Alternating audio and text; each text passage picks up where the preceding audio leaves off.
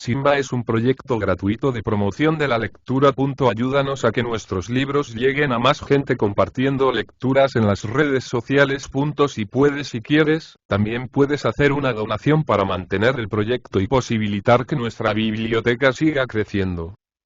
El abrazo de Vergara. Pedro Antonio de Alarcón. Cuento índice primero. Impresiones fuertes. Pues que de aventuras de viajes se trata, permitidme a mí también referir una que no desmerece de las ya leídas, y que deja tan mal parados como la anterior a los que confunden a la mujer con la hembra, desconociendo que la base de operaciones y el objetivo del amor humano deben residir en el alma, y de manera alguna en el cuerpo de los beligerantes. Oíd y temblad, como dicen los tenores de ópera. Era una tarde de mayo y los novelistas ponen la escena en el verano cuando escriben en el invierno, y viceversa. El autor la pone en la primavera, porque escribe en el otoño. Esto prueba que nadie se halla contento con lo que posee. Pocos Rubens tuvieron la humorada de retratar a su mujer en sus cuadros. Rafael hizo tantas ediciones de una panadera, porque no era enteramente suya. Es decir, suya por la iglesia. Aristóteles. Y pero ¿a dónde vamos a parar? Basta de paréntesis. Corría, esto es, andaba al mismo paso que anda siempre el tiempo, el año de 18 y, vaguedad sobre todo. El autor no recuerda el día y solo sabe que lo vio amanecer allende los Pirineos, desde las persianas de la berlina de una diligencia, y que lo veía morir en España, aquén de los Pirineos. El autor, entiéndase que no hablo de mí, pues yo no soy más que el editor de la presente historia. El autor de que se trata es el del manuscrito de donde está sacada mi relación y, el autor, vuelvo a decir, iba pensativo. Aquella brusca transición de la opulenta Francia a la pobre España, de un idioma a otro, y principalmente de un imperio a un reino, traíale caviloso, meditabundo, carry acontecido. Pero tanto se abismó en sus pensamientos, tan apacible era la tarde, tal la calina del ambiente, que se quedó más dormido que cochero en puerta de baile. Y el autor durmió mucho tiempo, como un lago sin brisa, como un alma sin penas, como un corazón sin dudas, como un pájaro entre las hojas, como una barca entre los juncos, como la mar en el verano, como un desdichado en la tumba, como la desesperación después de las lágrimas, como un niño en el regazo de su madre, como la esperanza al pie del altar de Cristo, como Voltaire cuando leía las obras de Rousseau y así continuó durmiendo, mientras la diligencia serpeaba alrededor de los montes, en el fondo de los valles, en la cumbre de las colinas y el zagal en tanto cantaba, silbaba, maullaba, gruñía y los caballos galopaban, y el látigo crujía, y las campanillas sonaban, y el polvo hacía remolinos, y un panorama sucedía a otro, y la distancia se deshacía bajo de las ruedas y... Soñó el autor entonces que iba en un carro aéreo, que viajaba en el espacio, que era faetón, que nadaba en piélagos de luz, que tenía alas, horizontes, libertad, que a su lado volaba una mujer, una ninfa, un aurí, que esta visión esplendorosa se inclinaba dulcemente sobre él y le apartaba del rostro los cabellos, y lo miraba, y se sonreía y que esto no era soñar, y que no estaba dormido, y que despertaba, y que... tableau. Como dicen los franceses. Y... Un dúo de Auber. El autor vio enfrente de sí una mujer de 20 años, cuyas señas personales irá diciendo, una bellísima mujer, una Eva del siglo XIX, una de esas mujeres que codician todos los hombres a los 3 segundos de mirarlas, una mujer de aquellas que son esbeltas, aunque se envuelvan en un manto, hermosas, aunque se cubran con un antifaz, elocuentes, aunque callen, elegantes, sin vestirse, garbosas, sin andar, adorables, sin pretenderlo. Una mujer, en fin, toda armonía, cuyo pie hubiera bastado a cualquier hombre bien nacido para adivinar el conjunto, pues los hombres bien nacidos tienen, en materia de mujeres, el instinto de la proporción y la ciencia de la simetría. Era pálida, no como la dolencia, sino como el dolor, rubia como la aurora, y blanca como la leche. Una capa negra la envolvía. Pero el autor, Pigmalión y mago, animaba la oculta forma con el fuego de su mirada. Aquella figura trastornaba la imaginación como un delirio de Hoffmann o como un vertiginoso vals de Weber. ¿Quién era? ¿Cómo se llamaba? ¿A dónde iba? ¿De dónde había llegado? ¿Era un nuevo sueño tanta aventura?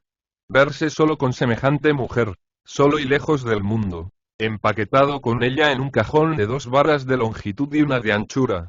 Oír su respiración, respirarla, tocar su traje, sentir su calor, poder mirarla horas seguidas, verla dormir, acariciarla con los ojos. Y luego, la noche que llegaba con sus sombras. Toda una noche entera, y todo el día siguiente, y hasta 2 días, sin duda, puesto que tamaña hembra no podía ir sino a la corte. ¿Qué más se puede pedir a la fortuna? ¿Qué más otorga una querida, después de un año de memoriales? Ah. El autor no debe creer en tanta dicha pero la acepta por el pronto. La predestinación existe. Dios ha combinado aquel encuentro ab initio. El autor no puede menos de amar a la desconocida y la ama ya. Sí. El autor amaba por millonésima vez. Señora, y murmuró entonces inclinándose. La joven se inclinó también. Pero no al mismo tiempo. De lo contrario, se hubieran aporreado los dos. Pues estaban frente a frente y de la frente de él a la frente de ella no había la distancia de un saludo. Señora, y, prosiguió el autor. Seré breve. Tengo que hacer a una consulta. Yo me estoy enamorando de de un modo atroz. Si no ha de corresponderme, me es absolutamente necesario abandonar la berlina y pasarme al interior. La hermosa saludó, como dando las gracias. Señora, y, prosiguió el autor, principiando a desconcertarse. En lo que digo no hay exageración alguna. Yo no puedo pasar la noche al lado de Yo no debo verla más. Yo no quiero hacerme infeliz para toda la vida. Los corazones exaltados son capaces de pasiones fosfóricas, repentinas, fulminantes. Yo la adoro a señora. Ahora bien, si usted no ha de amarme, si he de verla para perderla, sí, puede encontrar un tesoro para dejarlo y aún es tiempo. Abandono la berlina. La joven permaneció impasible. El autor se veía en el caso de un marido que dice a su mujer, voy a echarme por la ventana. Y no es detenido por su cara mitad. Mudó, pues, de argumentación. ¿Qué necesidad tenía yo, dijo, de conocer a ¿A qué mostrar al sediento el agua, si no ha de beberla? Los ciegos no deben saber que hay luz. Misma, señora, misma ha debido ocultarme su hechicero rostro, desde que conoció que no llegaría a corresponder a mi cariño pero no lo ha hecho así. Usted conspira contra mi salud, contra mi constancia. Me hiere con premeditación y alevosía. Merece morir ahorcada por mis brazos. Y, la joven sonrió, bajó los ojos y se puso colorada. El autor tembló de placer. Hola. Pensó enseguida. Pensamiento que no puede menos de honrarle. Después sintió porque es muy sensible que sus ojos ardían entre sus párpados y que su corazón latía con irregularidad. Este fenómeno es de muy mal agüero. Perdone si le ofenden mis palabras y, añadió el autor. Y, si no me perdona, dígame que me marche, que me aborrece, que tiene miedo de mí pero hábleme de cualquier modo. Nuevo silencio, nuevo rubor, nueva sonrisa y, iba, pues, el autor a seguir su perorata, cuando la deidad alzó los ojos, y con voz pura y suave, pronunció 2 o 3 palabras en un idioma ininteligible, en alemán probablemente. El gesto con que acompañó estas palabras, quería decir sin duda alguna. Caballero, soy extranjera, y no comprendo jota de lo que me dice. El autor quedó atolondrado. La joven volvió a bajar los ojos. El autor mudó de táctica, y cogió una mano a la extranjera. La extranjera retiró la mano. El autor buscó los pies de la joven. La joven escondió los pies. La declaración estaba formulada en el idioma primitivo, en el lenguaje natural. Entonces clavó el autor sus ojos en la cara de la desconocida. De este modo transcurrieron 15 minutos de reloj. Al mediar el minuto 16, abrió los ojos la alemana. El autor recuerda en este instante que eran azules. Un relámpago brillaba en ellos. Pero no por esto se crea que tenían nubes o cataratas. El turquí del firmamento no era tan puro en aquella tarde de primavera como las 2 pupilas que hablaban con las del autor. El autor tiene los ojos negros. Con ellos vio que el pecho de la joven se dilataba, y que su mano se dirigía a un cristal de la berlina. Ya consume más oxígeno que yo. pensó el autor, bajando el cristal, y no sin esperanza de volver a subirlo. La joven dio las gracias al autor con una mirada de 12 segundos. El autor besó con sus ojos los ojos que le daban las gracias. Cuando 4 ojos menores de 25 años se tutean, es peligroso que sigan mirándose. Este axioma se compone de una frase mía, de una alocución de Alfonso Car y de un verso de Lord Byron. Los 4 ojos se tuteaban, eran menores de edad y seguían mirándose. Esto es histórico.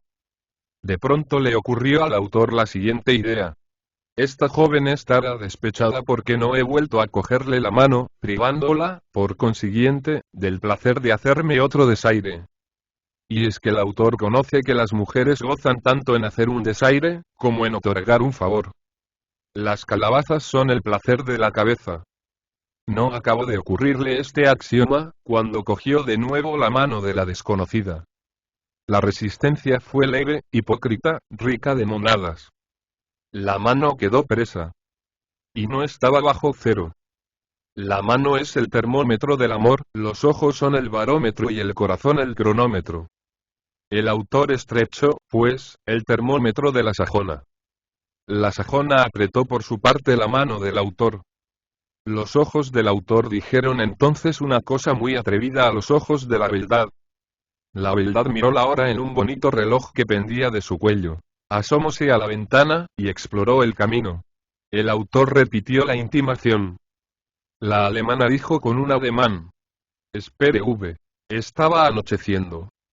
El autor no podía hablar, o, por mejor decir, no debía hablar, puesto que la joven no le comprendía. Pero era tan dichoso, esperaba serlo tanto, se hallaba tan lleno de ideas y tan rico de elocuencias, que habló, peroró, disertó como otro Demóstenes. El viento se llevó aquel brillante discurso de nadie oído, y en el cual dijo el autor todas las temeridades del lenguaje y todas las hipérboles de amor que le inspiraron las circunstancias. La joven adivinaba, leía, bebía, aspiraba a aquel torrente de pasión hablada.